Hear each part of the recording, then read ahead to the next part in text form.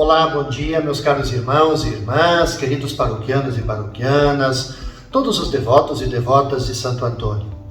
Iniciamos mais uma semana e na vida litúrgica da Igreja nós estamos na 17ª semana do Tempo Comum. E mais, hoje, dia 31 de julho, também a gente encerra mais um mês. É o dia também, então, de a gente agradecer tudo o que aconteceu nesse mês de julho. E para que bem possamos, então, iniciar esta nossa semana, esse nosso itinerário de reflexões, nós vamos hoje, então, meditar a partir do Evangelho de Mateus, o capítulo 13, versículos de 31 até 35. Jesus contou-lhes outra parábola. O reino dos céus é como uma semente de mostarda que um homem pega e semeia no seu campo. Embora ela seja a menor de todas as sementes, quando cresce, fica maior do que as outras plantas e torna-se uma árvore, de modo que os pássaros vêm e fazem ninhos em seus ramos. E Jesus contou-lhes ainda uma outra parábola. O reino dos céus é como o fermento que uma mulher pega e mistura com 3 porções de farinha até que tudo fique fermentado. Tudo isso Jesus falava em parábolas às multidões. Nada lhes falava sem usar parábolas, para se cumprir o que foi dito pelo profeta. Abrirei a boca para falar em parábolas. Vou proclamar coisas escondidas desde a criação do mundo. Gostaria de lembrar primeiramente hoje, 31 de julho, também os nossos irmãos e irmãs jesuítas, porque hoje também é o dia de Santo Inácio de Loyola, o fundador deles. Então rezamos também pela congregação, que tantos benefícios tem trazido também aqui em Brasília, através lá do Centro Cultural de Brasília, na Asa Norte. Meus caros, as parábolas que ouvimos do grão de mostarda e do fermento, elas estão dentro da continuidade das anteriores, que querem ilustrar exatamente as características do reino, acrescentando mais uma.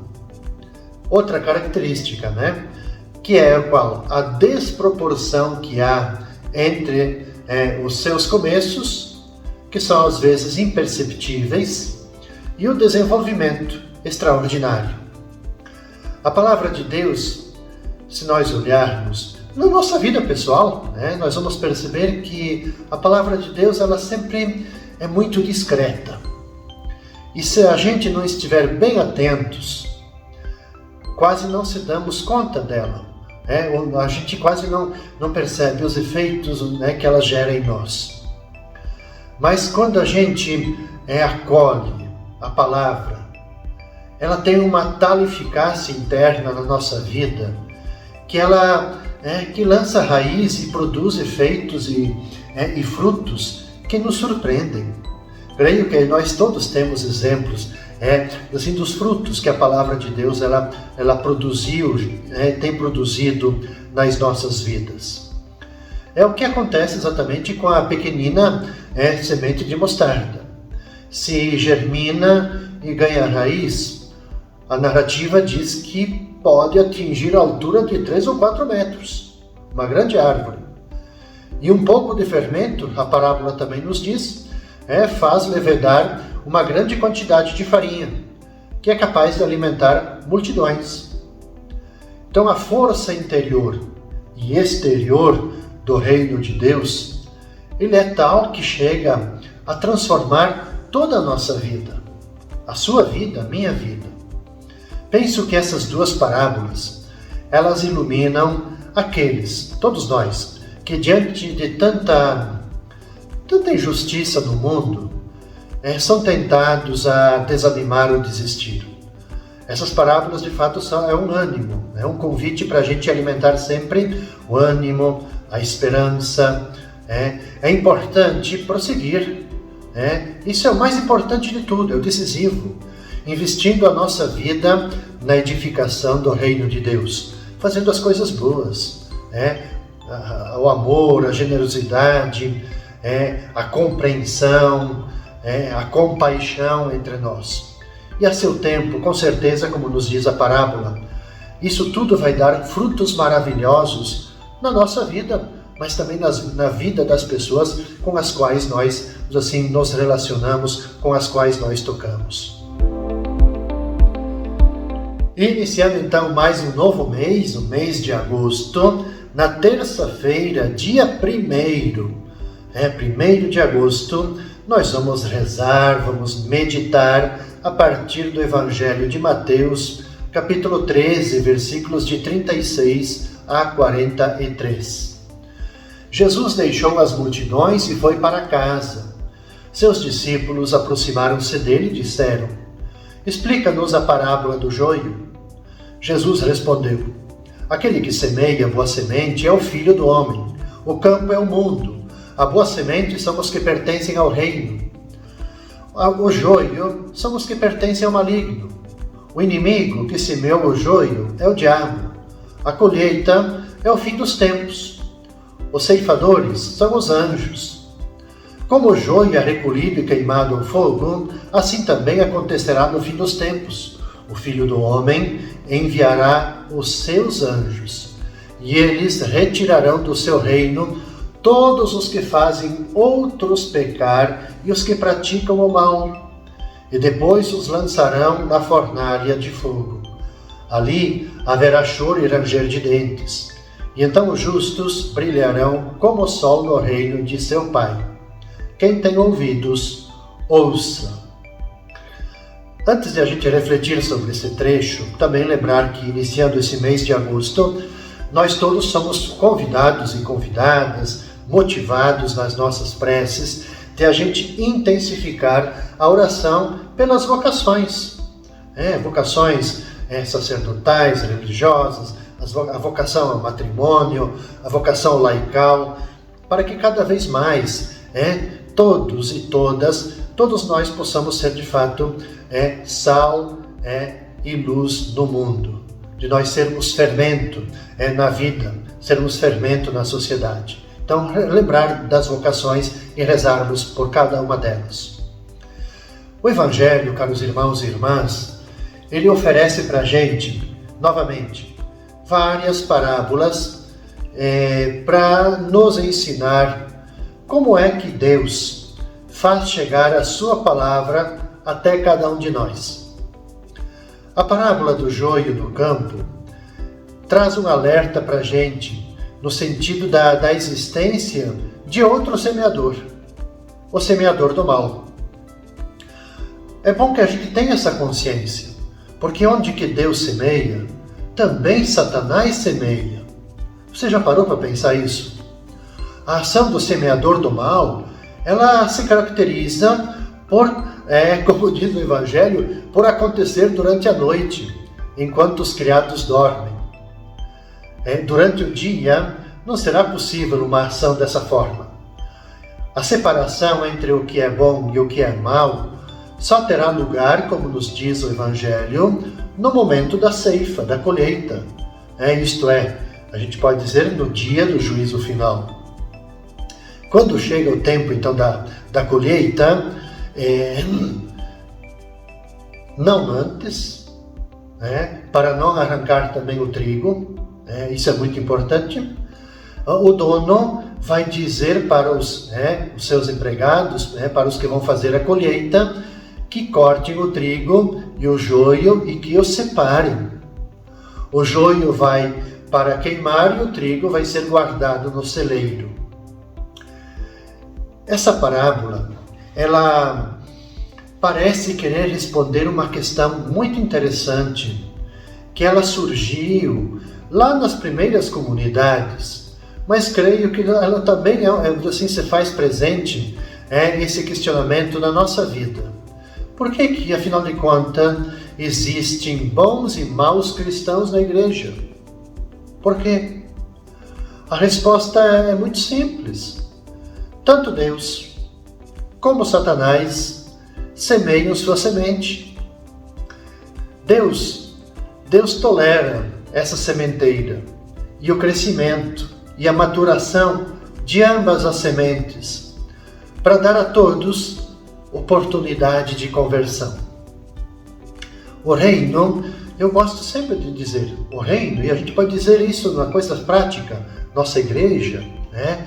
Quer dizer, o reino não é um condomínio fechado, uma ilha isolada, onde só há gente escolhida, gente santa, mas é uma realidade onde que o mal e o bem, eles crescem simultaneamente. Deus ele não tem pressa de condenar e destruir. Ele não quer a morte de ninguém.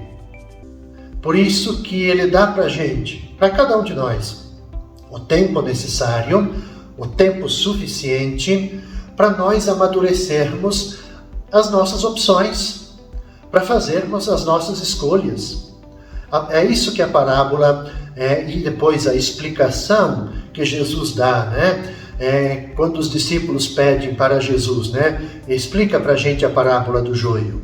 É nessa perspectiva que Deus ele faz todo o esforço, dá todo o tempo necessário para a gente fazer o nosso processo de maturação, o nosso processo para que sejamos capazes, né, de fazermos as nossas opções e as nossas escolhas. Na quarta-feira, meus caros irmãos e irmãs, no dia 2 de agosto, nós vamos rezar e refletir a partir do Evangelho de Mateus, capítulo 13, versículos de 44 a 46. Jesus disse para a multidão: o reino dos céus é como um tesouro escondido no campo. Um homem o encontra e o mantém escondido. Cheio de alegria, ele vai, vende todos os seus bens e compra aquele campo. O reino de Deus também é como um comprador que procura pérolas preciosas. Quando encontra uma pérola de grande valor, ele vai, vende todos os seus bens e compra aquela pérola. Caros irmãos e irmãs, para quarta-feira nós temos mais duas pequeninas parábolas. E as parábolas do tesouro casualmente que é encontrado no campo e da pérola que é desejada e finalmente comprada, elas mostram para a gente a alegria daquela que compreendeu o grande valor do reino de Deus. Os dois protagonistas, eles vendem tudo o que têm para eles adquirirem o tesouro e a pérola. Mas eu queria chamar atenção para algo importante nessas duas pequeninas parábolas, que o ensinamento importante, o ensinamento fundamental, ao menos na minha percepção, obviamente, não é o da entrega incondicional que o reino exige, com as respectivas renúncias que todos nós devemos fazer. Eu creio que quando a gente lê com bastante atenção essas duas pequeninas parábolas, a palavra fundamental é aquela que diz: cheio de alegria ele vai. Aqui para mim está a centralidade, porque é referida, esse cheio de alegria, a pessoa que ficou comovido diante do excepcional achado no campo e também da pérola de grande valor que foi encontrada. Perante essas descobertas, do bem achado no campo, da pérola, que também foi encontrada, tudo o resto, diz a parábola, tudo o resto perde o valor. Daí que nenhum esforço, nenhuma renúncia parecem ser excessivas para obter tais bens. O Evangelho diz que para ele conseguir o tesouro, que está lá escondido, ele vai fazer todo o esforço, vende tudo para comprar aquele campo onde está o tesouro. Da mesma forma, diz o Evangelho, que o comprador que procura pérolas, ele faz tudo, vende todos os seus bens para comprar aquela pérola, como ele elegeu, assim, fundamental. E ele fica alegre. Então, assim, ele não se preocupa. Para ele não é incômodo fazer renúncia. Nada é excessivo para ele conseguir adquirir aquilo que ele busca. Penso que à luz dessa parábola a gente pode dizer ainda que a primeira e mais importante questão que é abordada nesse texto é exatamente diz respeito às nossas prioridades. Para Mateus, o evangelista desse trecho, não há qualquer dúvida.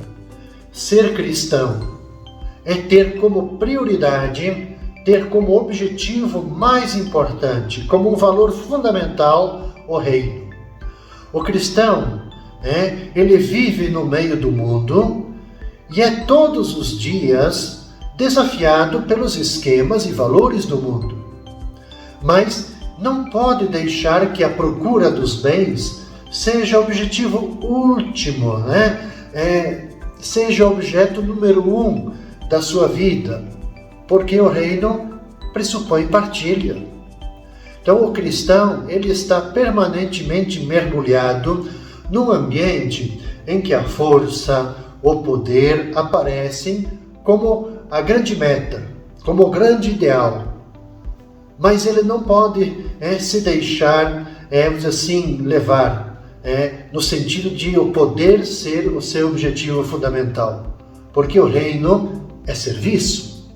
Vejamos, falei que o reino é partilha, falei agora que o reino é serviço.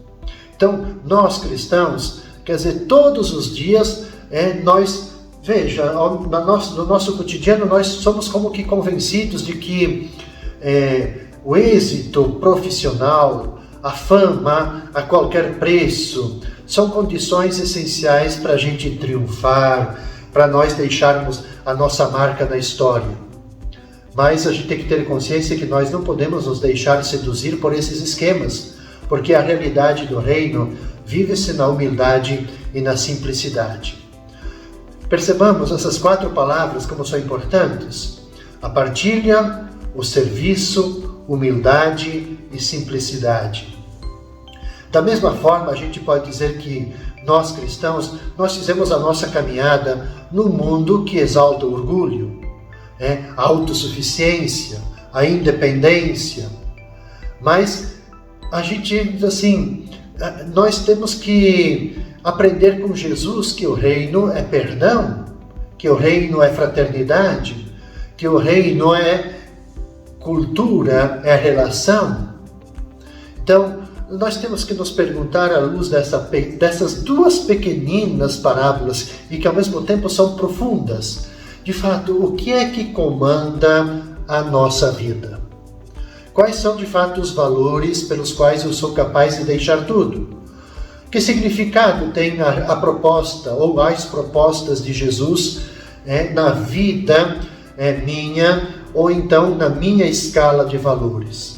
Vamos pensar, vamos refletir sobre isso.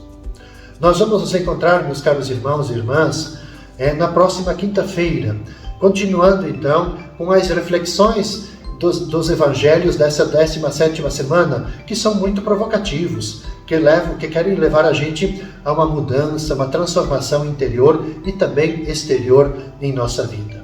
Desejo a cada um de vocês, nesse início de semana, toda paz e todo bem, com a intercessão de nosso querido Santo Antônio.